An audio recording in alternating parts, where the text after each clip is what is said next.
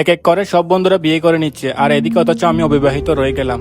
তারপরে একদল লোক আসে আমার কমেন্ট বক্সে অভিযোগ করবে যে আমি বিবাহিত। বিশ্বাস না হলে আপনারা আমার কমেন্ট বক্স চেক করুন। শুক্রবার মানে একটা না একটা বিয়ে থাকবে। তো আজকে হলো আমার বন্ধুর বিয়ে, তো আমরা বন্ধুর বিয়ের জন্য রওনা দিলাম। বন্ধুর জন্য আজকে বউ আনতে যাচ্ছি, তো আমরা বাসে উঠে সবাই রওনা দিলাম। তো বন্ধুর বউয়ের জন্য আলাদা গাড়ি নিয়ে যাচ্ছে, তো আমরা এদিকে বাসে যাচ্ছি সবাই। তো এখন আমরা আমাদের গন্তব্যে চলে আসলাম, এক এক করে সবাই বাস থেকে নামতে শুরু করলাম। বন্ধু যেহেতু প্রাইভেট কার নিয়ে আসছে, তো সেহেতু সে আমাদের আগে চলে আসছে, কিন্তু আমরা আসতে একটু সময় লাগছিল। তারপরে সে নামে নাই, সে আমাদের জন্য অপেক্ষা করছিল। তো এদিকে জামাইকে নেওয়ার জন্য শ্বশুর বাড়ির লোকজন সব আসতেছে, মিষ্টি হাতে নিয়ে, কেউ দুধ হাতে নিয়ে করে। তো এখন জামাইকে গাড়ি থেকে নামানো হচ্ছে।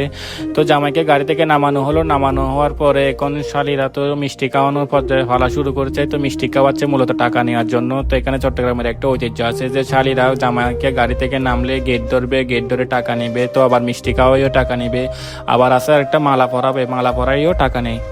তো বিয়ে করতে হলে নতুন জামাইকে এখানে কয়েক ধাপে শালীদেরকে টাকা দিতে হয়, শালীদেরকে খুশি করা লাগে। আসলে এটা মানে একটা রসিকতা, তাও ভালো লাগে, অনেক সুন্দর সময় পার করে। তো শালীরা এখন মিষ্টি খাওয়ানোর পরে টাকা নিয়ে দর কষাকষি করতেছে। দেখেন এখানে তো দুলাভাই টাকা কম দিতে চাচ্ছিল, তারা নিচ্ছে না। তো এক পর্যায়ে টাকা বেশি দিয়ে মিটমাট করলো। তো এখানে যারা মেয়ের দাদা বা নানা থাকলে তো মেয়ের নাতিন জামাইকে দুধ খাওয়ায়, তো সেরকম আমার বন্ধুকেও দুধ খাওয়ানো হচ্ছে। তো দাদা, সম্ভবত এটা দাদা হবে মনে হয়, তো দাদা মিলে নাতিন জামাইকে দুধ খাওয়াচ্ছে। মিষ্টি খাওয়ানোর পর বসে তো এখন ভিতরে যাওয়ার ফলে তো ভিতরে তো যাওয়া যাবে না, এরকম টাকা দিতে হবে অবশ্যই। তো একদল লোক এখানে গেট ধরে বসে আছে, গেটের মধ্যে একটা ফিতাও লাগিয়ে দিয়েছে। তো টাকা না দিলে ফিতা কাটতে দিবে না, ভিতরে ঢুকতে দিবে না। তো শেষে ওদের যে অ্যামাউন্টটা ওদের চাওয়া ছিল, সেই অ্যামাউন্টটা দিয়ে আমরা ভিতরে প্রবেশ করলাম। তারাও খুশি, আমরাও খুশি, খুব আনন্দের সময় যাচ্ছে। অনেকক্ষণ মজা করার পরে তো জামাই আস্তে আস্তে ভিতরে প্রবেশ করতেছে। তো আমরাও জামাইয়ের সাথে সাথে ভিতরে প্রবেশ করলাম। তো জামাই ভিতরে প্রবেশ করে জামাইকে স্টেজে তোলা হয়েছে। তো শালীরা সবাই জামাইয়ের পাশে আছে, আবার জামাইকে মিষ্টি খাওয়াবে, মালা পরাবে, আর কি মানে যেগুলা নিয়ম, সব নিয়ম ফর্মালিটিস ওরা পালন করতেছে। তারপরে এদিকে শালীরা সবাই স্টেজে উঠে দুলাভাইয়ের সাথে একটু মজা করতেছে, আবার একটু মিষ্টি খাওয়াচ্ছে, মানে ওরা সদা মজা করতেছে আর কি। বিয়ে মানে তো আনন্দ, বিয়ে মানে খুশি। সবাই নতুন জামাইয়ের সাথে ছবি তোলা নিয়ে ব্যস্ত, কেউ ফুল চিয়ে দিয়েছে নতুন জামাইয়ের গায়ে।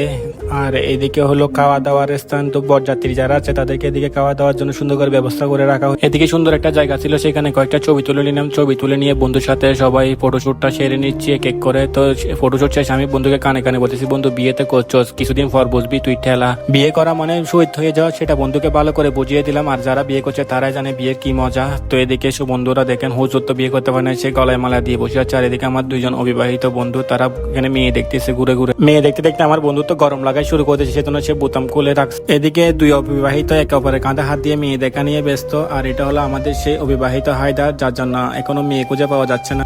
তো কারো থেকে মেয়ে শোনা থাকলে একটু কষ্ট করে দিয়ে দিবেন আমার বন্ধুর জন্য। তো এদিকে আমাদের কি